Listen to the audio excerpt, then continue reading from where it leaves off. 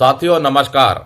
केंद्र सरकार के कर्मचारियों और पेंशन भोगियों की सैलरी और पेंशन से संबंधित दो महत्वपूर्ण चिट्ठियां सामने आई हैं। दोस्तों, इन चिट्ठियों में कई महत्वपूर्ण चीजों का उल्लेख किया गया है।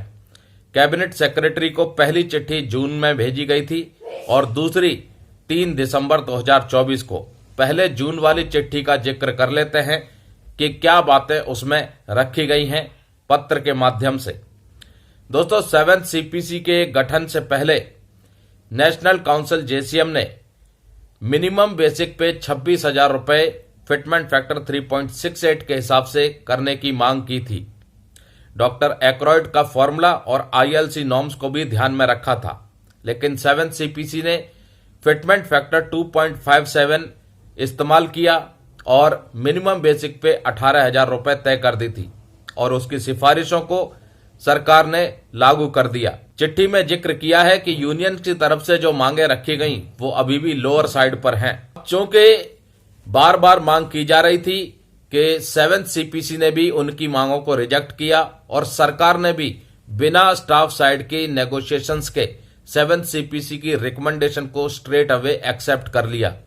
जो मांग थी 26,000 रुपए बेसिक सैलरी मिनिमम करने की 1 जनवरी 2016 से, जिसमें फिटमेंट फैक्टर 3.68 लग जाता, उस मांग को स्वीकार नहीं किया और सरकार ने अपनी मनमानी की। उसके बाद इस बात से नाराज होकर के नेशनल काउंसिल जेसीएम की तरफ से एक स्ट्राइक का नोटिस दिया, जिसके बाद सरकार की तरफ से एक कमेटी का गठन किया जिसमें कई मंत्री शामिल थे। इस कमेटी ने स्टाफ साइड के साथ डिस्कशन की और एश्योर किया कि बाद में इस मुद्दे पर और भी ज्यादा डिस्कशन होगी ताकि एक सेटलमेंट पर आए, जिसके बाद नेशनल काउंसिल जेसीएम की तरफ से स्ट्राइक को भी पोस्टपोन कर दिया।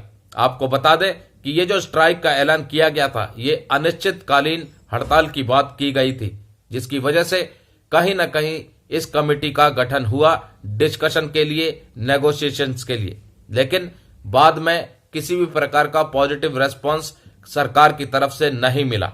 चिट्ठी में जिक्र किया कि जो इन्फ्लेशन है, जो महंगाई है, वो 4 से 7% के बीच में निकल रही है और अगर एवरेज देखें तो 5.5% पर जाकर के बैठती है। कोविड-19 से पहले जो महंगाई थी उससे ज्यादा कोविड-19 के बाद देखने को मिली है। चिट्ठी में यह भी बताया गया कि 2016 से 2023 के बीच में जो एसेंशियल कमोडिटीज हैं उनके भी प्राइस बहुत ज्यादा बढ़ गए हैं, जो लगभग 80% है और उसके मुकाबले में उस वक्त केंद्र सरकार के कर्मचारियों की और पेंशन भोगियों का जो महंगाई भत्ता था वो मात्र 46% बढ़ा था। यानी कि महंगाई और महंगाई भत्ते में एक बहुत बड़ा गैप था, जिसको फिलअप करना बहुत जरूरी था ताकि कर्मचारियों को और पेंशन भोगियों को एक राहत मिल सके। चिट्ठी के माध्यम से उन्होंने ये भी बताया कि किस तरीके से सरकार के पास टैक्स वसूली से अच्छा खासा पैसा इकट्ठा हो रहा है और सरकार के दावों के हिसाब से सरकार का राजस्व बढ़ता ही जा रहा है। उन्होंने एक पैराग्राफ का जिक्र किया जो वेतन आयोग ने रिकमेंड किया था, जिसकी लाइनें हैं वो मैं आपको पढ़ के बताता हूं। पैरा 1.22 जिसमें लिखा है, it is also recommended that the matrix may be reviewed periodically without waiting for the long period of 10 years. It can be reviewed and revised on the basis of Ackroyd formula, which takes into consideration the changes prices of the commodities that constitute a common man's basket, which the Labour Bureau at Shimla reviews periodically. It is suggested that this should be made the basis for revision of that matrix periodically without waiting for another pay commission. तो इस recommendation में यह साफ था कि जो पे matrix है उसका रिवीजन पीरियोडिकली होना चाहिए। जो डॉक्टर एक्रॉयड का फॉर्मूला है उसको इस्तेमाल में लिया जाना चाहिए और उसी हिसाब से सैलरी और पेंशन का रिवीजन होना चाहिए। लंबे साल का जो 10 साल का इंतजार करना पड़ता है या पे कमीशन का इंतजार करना पड़ता है, उसको इंतजार करने की जरूरत नहीं है सैलरी और पेंशन रिवीजन के लिए।